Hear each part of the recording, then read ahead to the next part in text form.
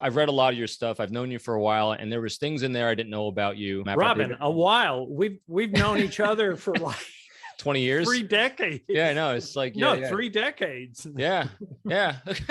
And so there's things in there that when you read someone's work, you see them on their own journey. And so that was this for me. And you even said that in your book, how, this book came about because of writing Dangerous Personalities. You identified the dichotomy, which it's a powerful tool when you identify dichotomies, because it gives you a choice as a human being about, where that balance is. But also what I found amazing about this book, and this is what's good for listeners to know, is this is your greatest work, in my opinion, displaying your humility, your transparency, and your vulnerability in a way I've never seen you write before, which I think it connected even deeper with me, with you. Yeah. It was deep. It was a very deep, passionate, message of what the exceptional are. So, what was, besides those things, can you want to expand upon that a little bit more about the impetus and the inspiration for it? Well, I'm honored that you would think that of the book, because I know you've read all my material. I know, because you keep hounding me. But you and I go way back. I mean, we've worked together. We have been in the trenches together. We have been there on some of the most sensitive cases involved in national security.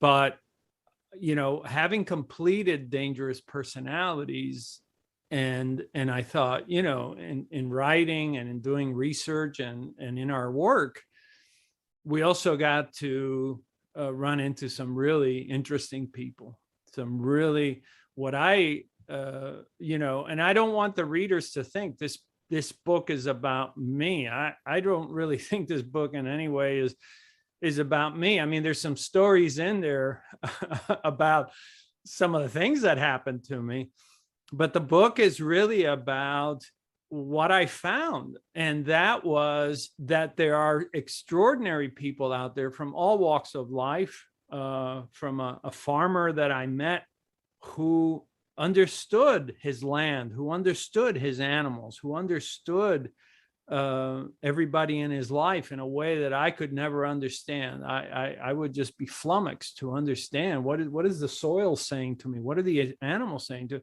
And yet he has this keen ability to observe. Right. And and I'm a pretty good observer, I think, but I don't observe at that level. I'll never observe at that level. And yet he was instructive. That beautiful old lady in Brazil, in the middle of this old colonial city in Brazil, and this woman is blind and she's doing embroidery work.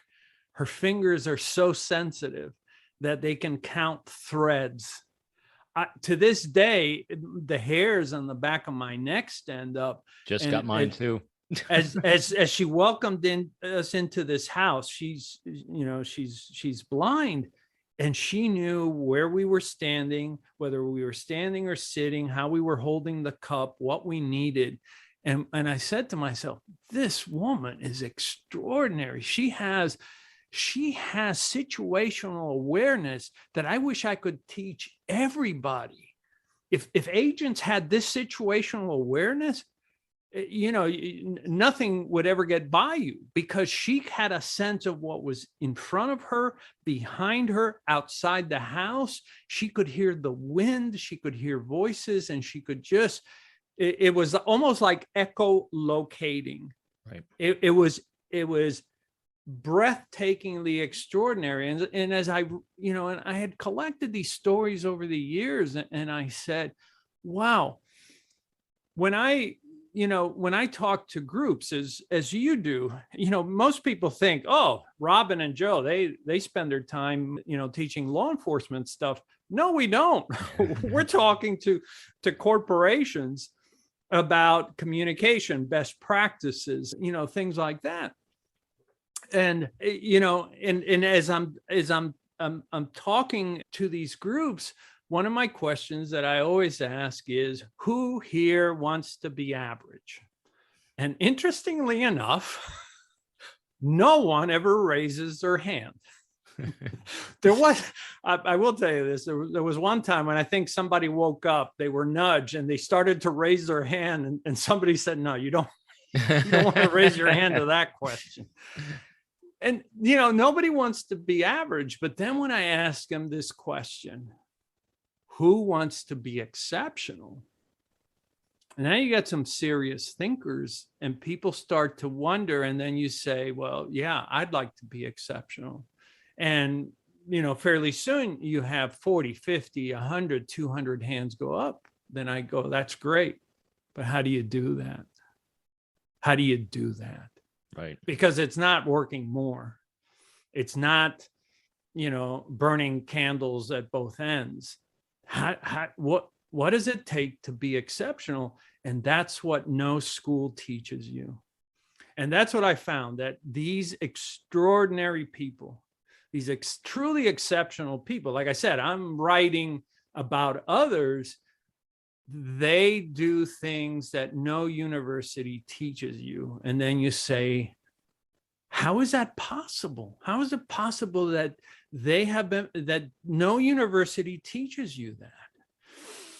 And it's because they're missing those links, those 5 links, which allow for that. And so then I started to think, okay, you've been observing behavior since the 70s. What is it all about? And that's when it began to come together.